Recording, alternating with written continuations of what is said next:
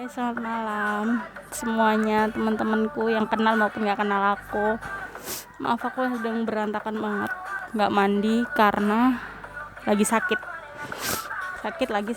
Sekarang sering banget sakit, gak tahu kenapa. Tapi disyukurin aja.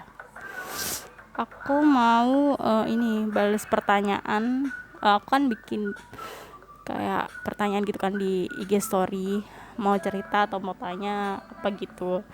Terus aku mau jawab di sini, tapi aku nggak akan nyebutin siapa-siapanya karena ini kayak privacy gitu nggak sih, ya kan? Jadi yang pertama tuh tentang toxic pertemanan. Jadi ini tuh kayak aku pilih beberapa yang relate sama aku gitu loh. Jadi ini relate banget sih toxic pertemanan karena kayak aku pernah ngalamin itu dan sampai saat ini aku masih ngalamin gitu. Jadi aku tuh lebih toksik ke temen aku dari pak, nggak tahu sini namanya tuh toksik apa enggak, tapi ada orang yang bilang kalau aku tuh toksik sama temen aku gitu. Maaf ya, aku sedang flu banget. Jadi aku tuh punyalah temen deket, sahabat lah, bisa dibilang sahabat, temen deket gitu. Ada beberapa orang, lebih dari satu orang, dan lebih tepatnya kita berteman bertiga. Kita kenal dari waktu sekolah. Aku nggak mau nyebutin apanya, tapi pasti ketahuan deh ini. Takutnya anaknya nanti lihat atau temennya lihat, ya nggak tahu lagi ya. Tapi aku tuh nggak pernah yang to the point. Aku susah untuk kayak ngungkapin perasaan gitu loh ke orangnya langsung. Aku lebih kayak cerita ke orang yang benar-benar aku percaya gitu kan.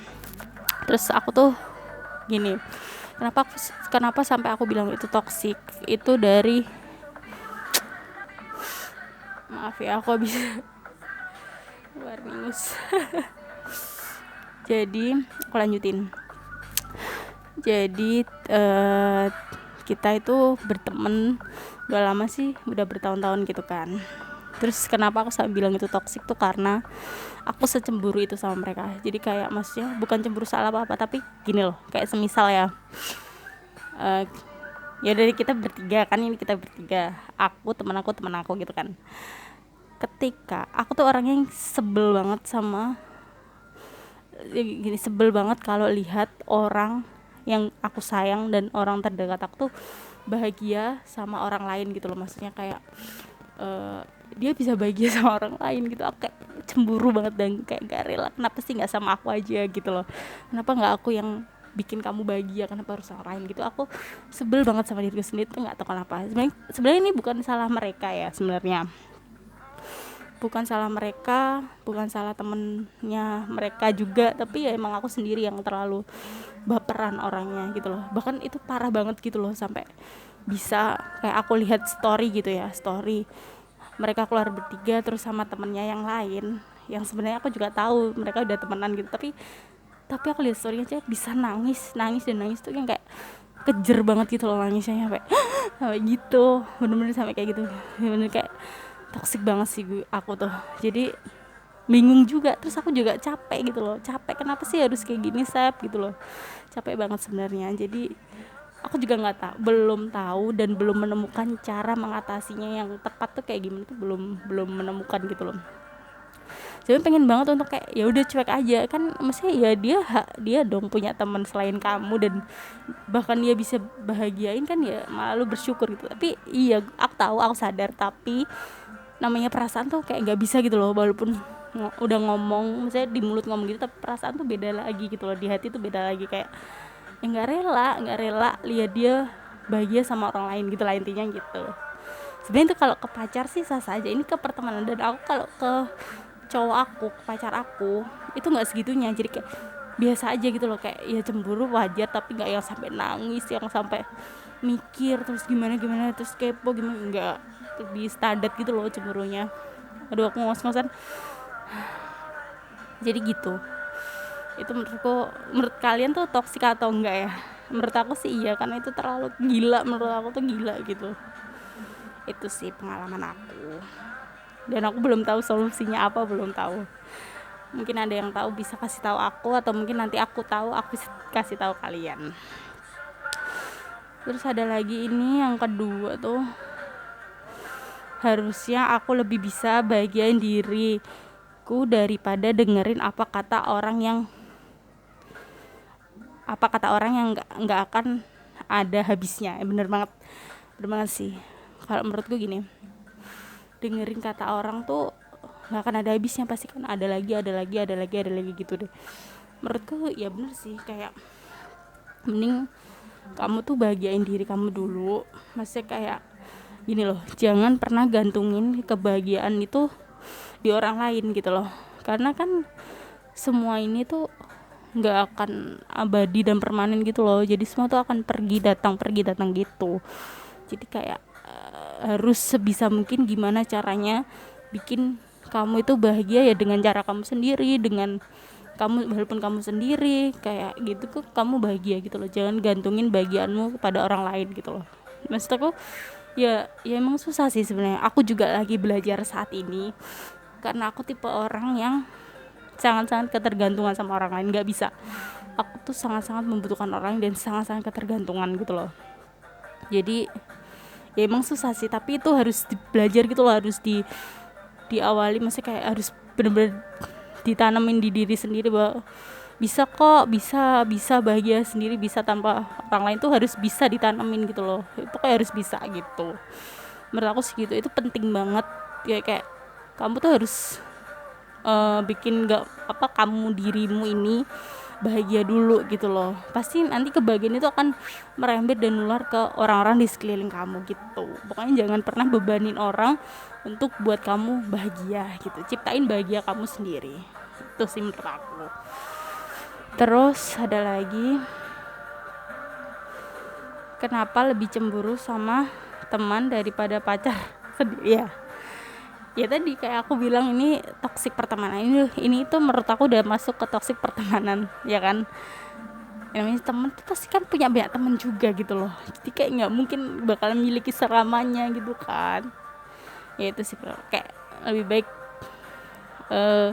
cari solusi terbaik yang maksudnya nggak bikin kamu hancur, nggak bikin pertemananmu hancur, nggak bikin temenmu hancur juga. Jadi kayak carilah solusi yang terbaik gitu loh. Pasti ada kok, pasti bisa gitu. Terus ini lagi suka insecure. Banyak banget suka insecure. Ya insecure boleh, dan menurutku insecure tuh nggak apa-apa kok. Dan itu hal yang wajar, dan itu menurutku malah harus ada di diri kita insecure tuh. Karena apa ya? Menurut aku kalau kita punya insecure tuh jadi kayak punya motivasi gitu loh. Jadi harus ngapain, harus kan, kalau insecure kan berarti kan keadaan kita lagi jelek gitu kan. Maksudnya jelek bukan jelek rupa, jelek lagi negatif lah intinya. Jadi kita akan berusaha untuk jadi positif gitu. Jadi menurut aku insecure tuh bisa maksudnya kayak nggak selalu melulu insecure tuh jelek gini-gini, enggak. Tapi bisa jadi itu membangun kita untuk jadi lebih baik lagi gitu sih menurut aku. Jadi nggak apa-apa sih insecure tuh, asal jangan berlebihan deh. Semua tuh kayak ada porsinya gitu loh. Jangan yang sampai ngedown banget, nggak usah, jangan gitu. Terus jangan lupa minta maaf. Ya udah, aku maaf ya, minta maaf ya kalau aku udah salah. Nggak, ini tuh bener banget menurut aku gini, orang minta maaf tuh nggak berarti kalah kok. Apalagi kalau kamu salah dan kamu mau minta maaf, nggak apa-apa, nggak usah malu gitu loh. Aku juga pernah kayak beberapa minggu atau bulan yang lalu gitu, aku tuh pernah sampai, dasar aku ya, aku yang namanya aku orang yang paling cuek sedunia gitu loh. Orang yang kalau di chat balesnya lama, kalau nggak penting nggak dibales, di ritual gitu kan. Terus kayak aku, jadi ceritanya tuh aku lagi dideketin cowok kan. Terus kayak aku tuh cuek parah gitu loh emang orangnya. Apalagi kalau udah tahu cowok itu gimana itu, aku pasti cuek parah kan. Terus ya udah, terus akhirnya dia tuh baik banget ke aku, baik banget, orangnya baik banget tuh, bener-bener baik banget gitu loh. Terus habis itu kayak ada suatu kejadian kesalahan gitu kan. Terus aku merasa kayak bersalah mulu karena ini orang baik ke aku. Jadi kayak gimana ya, aku tuh nggak enak hati gitu loh sama orang baik tuh, kayak pengen nggak bisa aku tuh sama orang baik. Jadi kayak akhirnya aku telepon dia, terus aku minta maaf, bener aku minta maaf yang kayak, ya maafin aku karena aku gini gitu. Dan aku sadar kalau kamu tuh emang bener-bener orang baik gitu loh, masih baik banget ke aku gitu. Dan aku nggak malu, dan justru aku lebih lega setelah aku melakukan hal itu, karena emang apa ya, karena aku tuh udah tanamin di diri aku bahwa kayak nggak apa-apa kok minta maaf tuh, nggak apa-apa, nggak salah, maksudnya kayak apalagi kalau kamu salah, jadi nggak apa-apa gitu. Jadi kayak kalau emang, apalagi kalau emang kamu salah ya kamu lebih baik minta maaf. Kalaupun kamu nggak salah dan kamu harus minta maaf, nggak apa-apa, itu bukan berarti kamu kalah atau kamu diinjek-injek, enggak. Tapi apa ya, menurut aku nggak ada yang salahnya minta maaf tuh, nggak ada salahnya gitu loh. Terus ada lagi, aduh sumpah aku ngos-ngosan deh, lagi flu juga. Aduh. Terus gimana harusnya sama hubungan yang udah susah diperbaikin. Nah, ini benar banget, aku pernah ngerasain ini. Jadi kayak ini loh, intinya kalau susah diperbaikin tuh ya bisa sebenarnya, tapi susah gitu ya. Kalau emang gini deh, kalau emang bisanya itu terpaksa dan memberatkan salah satu pihak atau kedua belah pihak, jadi kayak mending nggak usah diterusin deh, udah sampai situ aja gitu loh. Udah, kalau emang maksudnya ini udah berkali-kali ya, maksudnya kayak kejadian itu terulang lagi tuh kayak mending jangan deh, udahin gitu loh. Itu menurutku udah kayak nyari penyakit gitu loh. Ya udah, kalau emang udah waktunya selesai, dipaksain tuh pasti akan, ya pasti nggak baik gitu loh, ujungnya pasti kan hancur juga gitu loh. Menurutku kayak kalau emang udah waktunya berhenti, ya udah jangan dipaksain untuk lanjut lagi, karena mungkin alasan udah lama, alasan udah saling kenal orang tua, alasan kenangan udah banyak, sering ke tempat ini tempat ono. Udah deh, jangan bertahan karena alasan itu. Jadi kayak bertahan tuh emang karena masih rasanya sayang masih sama atau bahkan bertambah rasa cintanya, tapi dua-duanya yang harus ngerasain. Pokoknya intinya namanya hubungan tuh yang jalanin dua orang. Aku tuh pasti pegang prinsip itu. Jadi kayak ini tuh yang hubungan tuh jalanin dua orang, A sama B. Kalau A masih cinta dan B enggak, pasti nggak akan bisa lanjut dong. Dan sebenarnya kalau mereka saling, A dan B sama-sama saling mencintai, dan pasti hubungan itu pasti akan tetap berjalan gitu loh. Gini, yang membedakan tuh cuma bukan cinta nggak cinta, tapi kadar cintanya tuh levelnya tuh tinggian mana dari A sama B gitu loh. Intinya dua A dan maksudnya A dan B tuh masih ada rasa gitu loh, cuma tingkat rasanya tuh beda-beda, cuma itu doang. Jadi kayak menurutku gini, kalau emang udah terlalu capek, orang tuh pasti akan ada di titik capeknya gitu loh, di titik capeknya gitu. Pasti nggak bisa sih aku jelasin gimana, tapi pasti kalian bisa ngerasain sendiri titik capek kalian sendiri tuh kayak gimana gitu loh. Jadi kalau emang udah capek, udah stuck, udah nggak kuat, ya udah mending udah dulu gitu, udahin aja, menurut aku gitu sih. Terus ini ada lagi, nggak mau pacaran yang ujungnya putus, mending langsung nikah. Itu mungkin berlaku sama orang yang udah pacaran lama tapi ujungnya putus gitu kan. Mungkin gini, orang tuh ya kalau udah ngerasain namanya jatuh di lubang, terus kayak pengen bangkit lagi, ketika udah bangkit lagi nggak mau dia masuk ke lubang lagi tuh, nggak mau gitu loh. Kayak trauma dan rasa capek kayak gitu tuh males. Apalagi kayak udah kenal lama, udah kenal dia, kepribadian dia, kebiasaan dari A sampai Z, udah tahu orang tuanya, udah tahu sifatnya, udah tahu kesukaannya, yang dibenci apa tuh, terus harus kayak gimana ya, ngulang lagi kayak gitu lagi dari awal, kan males ya, biasanya kan gitu ya kebanyakan orang tuh. Terus maunya pengen langsung aja cari yang pas terus nikah, tapi nggak segampang itu sih sebenarnya gitu loh. Emang susah banget sih sebenarnya, tapi ya gimana lagi, ini hidup coy gitu loh. Semua tuh akan ada datang dan pergi gitu loh. Namanya juga ya pacaran lama, selama apapun, bertahun-tahun, 5 tahun, 7 tahun, bahkan 10 tahun, itu gak jaminan untuk kamu akan berakhir di pelaminan gitu sih menurut aku. Jadi kayak ya nggak bisa, dari mending ketahuan sekarang kan, kalau kalian nggak cocok, daripada ketahuan nanti setelah kalian menikah gitu loh. Kalau aku sih gitu, aku selalu ambil hal positifnya gitu loh.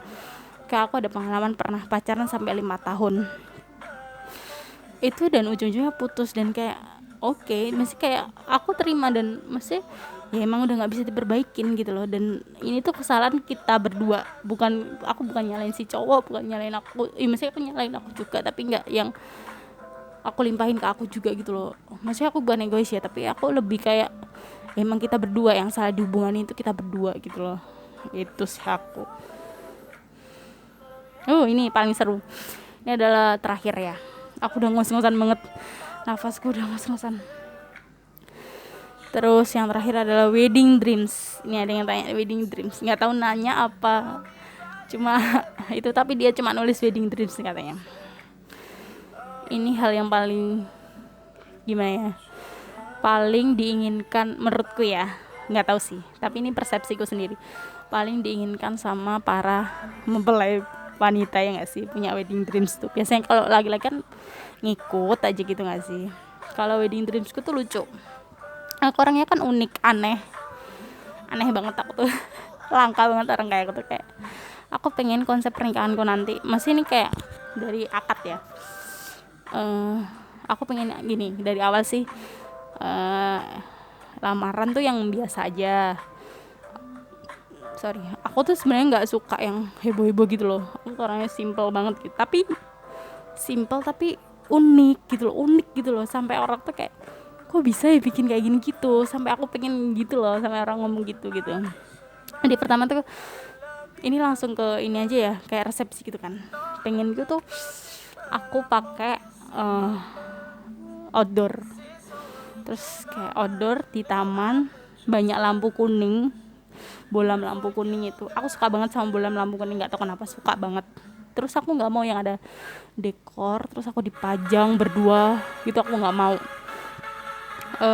Karena aku nggak suka jadi tontonan gitu loh orangnya, dan aku risih gitu loh kalau jadi tontonan, jadi aku nggak mau yang dipajang terus di salam terus foto, aku nggak mau. Aku lebih konsepnya kayak pernikahan gitu loh, kayak ulang tahun gitu loh, jadi pernikahan ala ulang tahun, jadi kayak santai aja, kita acara chill gitu loh, acara chill, ada musik live musik, terus ada DJ yang seru-seru gitu.